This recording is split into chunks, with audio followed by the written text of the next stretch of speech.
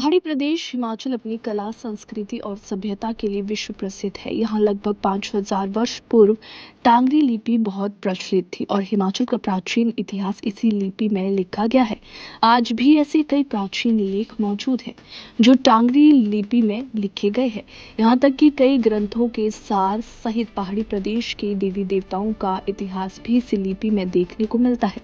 लेकिन आजादी के बाद हिंदी भाषा के अधिक प्रचलन के बाद आज धीरे धीरे टांगरी लिपि जो है वे लुप्त होती जा रही है।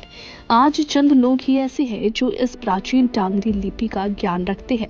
इनमें भी अधिकतर बुजुर्ग ही है। लेकिन मंडी शहर के पैलेस कॉलोनी निवासी 39 वर्षीय पारुल अरोड़ा ने कहा कि जो ये लिपि है ये लुप्त होती जा रही है। इस टांगरी लिपि में अपना भविष्य तलाशने की कोशिश में वे जुटे हुए हैं। पारुल की पहले से ही टांगरी लिपि के प्रति रुचि थी, लेकिन वे इसके लिए समय नहीं निकाल पाते थे। वर्ष 2020 में जब कोरोना के कारण प्राइवेट नौकरी से हाथ धोना पड़ा था, तो उसके बाद हिमाचल कला संस्कृति भाषा अकादमी के सौजन्य से ऑनलाइन वर्कशॉप में भाग लेकर एक नई शुरुआत करने की सोची। उसके बाद पारुल ने टांगरी लिपि में ऐसी महारत हासिल की कि वे अभी तक विभिन्न कार्यशालाओं के माध्यम से 250 से अधिक लोगों को इसका प्रशिक्षण दे चुके हैं। कई प्राचीन काव्य और ग्रंथ पारुल के पास अनुवाद के लिए आते हैं। पारुल ने बताया कि आजादी के पहले जब तक राजाओं के राज थे, तब तक पहाड़ों में इसी लिपि में लेखन और पठन का कार्य होता था। आज उस लिपि के विस्तार के लिए प्रदेश सरकार को शिक्षण संस्थाओं में जो है वे सर्टिफिकेट कोर्स शुरू करने की जरूरत है। युवाओं का इसके प्रति उत्साह है, लेकिन उन्हें सही ढंग से इसे सीखने का रास्ता नहीं मिल पा रहा है।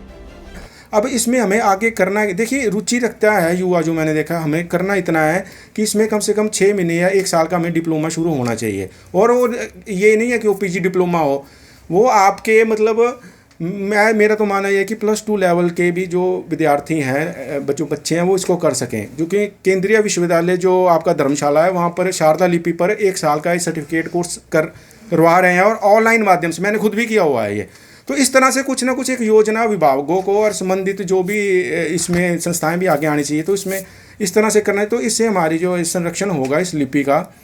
और आप जैसे गुरुमुखी का भी मैं उदाहरण दे देता हूँ कि पंजाब की जो गुरुमुखी लिपि है वो इस टांकरी के बाद ही निकली और इसी शारदा परिवार से। तो आज आप देखिए कि वो पूरे सिस्टम में है। वहाँ पर कितनी वहाँ पे नौकरियाँ हैं, मतलब गुरुमुखी को पढ़ाने के लिए वहाँ पे कितने जो टीचर्स रखे गए हैं, प्रशासनिक तौर पर भी उसको मान्यता प्राप्त है।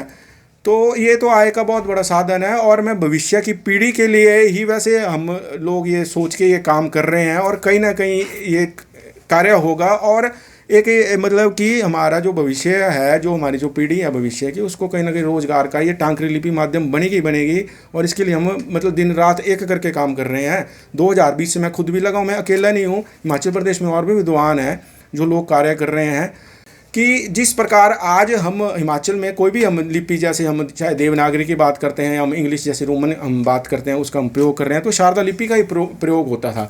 देवी देवताओं का सारा काम अपना टांकरी लिपि में होता था।